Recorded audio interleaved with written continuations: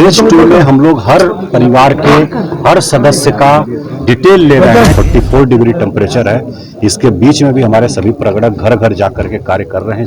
इसके लिए हम उनकी प्रशंसा करते हैं। पटना में इस प्रकार की कोई समस्या नहीं है। हम लोगों ने सबसे बातचीत किया था। 15 मई तक कंप्लीट करने का टारगेट है और हम लोग प्रयास कर रहे हैं 15 मई तक इसको कर लें। 15 अप्रैल से द्वितीय चरण की जातिगत गणना की शुरुआत हो चुकी है और आज पटना में इसी क्रम में गणना हो रही है। वो तस्वीर देखिए किस तरह से जो है गणना की जा रही है। सवाल पूछे जा रहे हैं, लेकिन वहाँ पे जो है पटना के डीएम चंद्रशेखर भी मौजूद हैं, वो निरीक्षण कर रहे हैं। अब इसी बीच जब उनसे सवाल किया गया कि क्या कुछ कह रहे हैं, क्या कुछ जानकारी दे रहे हैं, इसको लेकर के छोड़ जाते हैं उनके पूरी जानकारी के साथ। कितने घर हैं, भवन हैं, इन सबका सर्वेक्षण हम लोगों ने फेज 1 में किया था। फेज 2 में हम लोग हर परिवार के हर सदस्य का डिटेल ले रहे हैं, जिसमें उनकी व्यक्तिगत जानकारी है, कितना पढ़े लिखे हैं और बाकी जानकारी है, और बाकी उसके साथ उनकी सामाजिक पृष्ठभूमि की जानकारी ले रहे हैं। फिर उनकी आर्थिक स्थिति क्या है, शैक्षणिक स्थिति, ये सब चीजें हम लोग फेज 2 में ले रहे हैं। कुल 17 प्रकार के प्रश्न हैं, जिससे व्यापक जानकारी उनके बारे में, एक एक सदस्य के बारे में, परिवार के एक एक सदस्य के बारे में ले रहे हैं। फेज 1 में पटना जिले की बात हम लोग करें तो लगभग 13,69,000 परिवार सर्वे में आए थे, और सदस्यों की बात करें हम लोग तो लगभग 73 लाख सदस्यों की संख्या थी, जो कि एक तरह से जनसंख्या है। और अभी फेज 2 में हम लोगों ने शुरू किया है और लगभग हम लोग 65,000 परिवारों का अभी तक पूरा डिटेल ले चुके हैं। एक परिवार की गणना करने में प्रगणक को लगभग आधे घंटे समय लग रहा है, उस हिसाब से चल रहा है। लेकिन हम लोग शुद्धता पर ज्यादा जोर दे रहे हैं कि डेटा शुद्ध हो, प्रामाणिक हो और हड़बड़ी नहीं करें, आराम से सब सूचनाएं लेकर के एकत्रित करें और भरें। और 2 फॉर्म में चल रहा है, एक तो हार्ड कॉपी में भी प्रपत्र, एक परिवार के लिए पूरा एक प्रपत्र दिया हुआ है और उसमें लगभग 15 सदस्यों का डिटेल भरा जा सकता है। उससे अधिक अगर सदस्य हैं, कोई संयुक्त परिवार है, तो उसमें फिर दूसरा प्रपत्र उनको उपलब्ध कराया जाएगा डिमांड पर।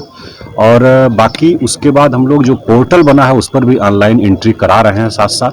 और इससे फ़ायदा ये होगा कि जैसे ही गणना कंप्लीट होगी, ऑनलाइन एंट्री अगर उपलब्ध रहेगी तो उसको डेटा का प्रकाशन और उसका एनालिसिस बहुत ही आसानी से और बहुत ही जल्दी किया जा सकेगा। तो हम सभी लोग मॉनिटर कर रहे हैं और राज्य स्तर से भी लगातार मॉनिटरिंग हो रही है। हम लोगों का प्रयास है कि शुद्धता के साथ, प्रामाणिकता के साथ और समय सीमा जो निर्धारित है उसमें जाति आधारित गणना को कंप्लीट कराया जाए। सर, जो लोग माइग्रेट हैं या देश से बाहर रह रहे हैं, सवाल वही है कि उनका जनगणना में कैसे? नहीं, उनकी भी गणना की जा रही है। उनके परिवार से पूछ करके, परिवार के लोग अगर बताते हैं कि इतने सदस्य हमारे हैं जो बाहर रह रहे हैं, तो उनसे भी लोग वीडियो कॉल पर बात करके उनका जो डिटेल है वो ले रहे हैं और एंट्री कर रहे हैं। जो लोग बाहर हैं वो किस प्रदेश में रह रहे हैं इसकी भी जानकारी अब प्रपत्र में ली जा रही है, और किस देश में रह रहे हैं इसकी भी जानकारी ली जा रही है।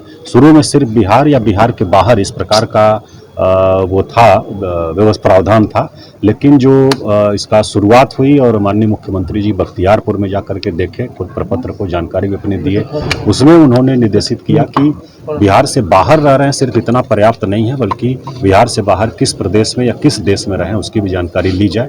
तो उसकी भी जानकारी अब व्यवस्था कर दी गई है, प्रपत्र में भी, पोर्टल में भी, उसकी भी जानकारी हम लोग ले रहे हैं। सर, कुछ लोग अगर के अलावा सर बिहार के अन्य जिलों में है जो शिक्षक संघों ने जो है बहिष्कार किया है नीति को लेकर, क्या पटना में इस तरह की जो है कोई संघ वगैरह और नहीं, पटना में इस प्रकार की कोई समस्या नहीं है। हम लोगों ने सबसे बातचीत किया था और सबको कन्विंस किया था कि बहुत ही महत्वपूर्ण कार्य है और देश में एक तरह से पहली बार हो रहा है।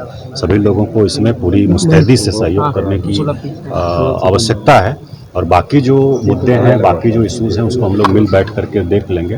तो पटना जिले में इस प्रकार की स्थिति नहीं है, लोग बहुत ही मेहनत से काम कर रहे हैं। बल्कि अभी हम लोग देख रहे हैं बहुत ही प्रतिकूल परिस्थिति, एडवर्स कंडीशन है, लगभग 44 डिग्री टेम्परेचर है। इसके बीच में भी हमारे सभी प्रगणक घर घर जा करके कार्य कर रहे हैं। इसके लिए हम उनकी प्रशंसा करते हैं, उनकी कर्तव्य निष्ठा की। तो यहाँ इस प्रकार की कोई सर, एक सवाल है सर, अगर कुछ लोग छूट जाते हैं या बाहर रह रहे हैं तो उनको कैसे गणना में फिर शामिल किया जाए, क्या उनके लिए सर? नहीं, अभी तो हम लोग किसी को छोड़ नहीं रहे, क्योंकि पहले से हमारे पास डेटा हो गया जो फेज 1 में हुआ था। तो कुल कितने परिवार हैं, कहाँ कहाँ हैं, सबका हम लोग को जानकारी हमारे पास है। कोई छूटने का चांस नहीं है। अगर इस प्रकार की कोई सूचना हम लोगों को मिलती है तो जो लास्ट फेज हमारा रहेगा कुछ अंतिम कुछ दिनों में, उसमें हम लोग विचार करेंगे। सर, सेकंड फेज का ये जातीय जनगणना कितने दिनों में, क्या कुछ टारगेट रखा गया? 15 मई तक कंप्लीट करने का टारगेट है और हम लोग प्रयास कर रहे हैं 15 मई तक इसको कर लें। ठीक। सिर्फ खबर दिखाना देशवा न्यूज का मकसद नहीं, देशवा न्यूज की कोशिश है कि समाज की सूरत बदलनी चाहिए। देशवा न्यूज पर वीडियो देखने के लिए लाइक करें, सब्सक्राइब करें, साथ ही बेल आइकन दबाना न भूलें।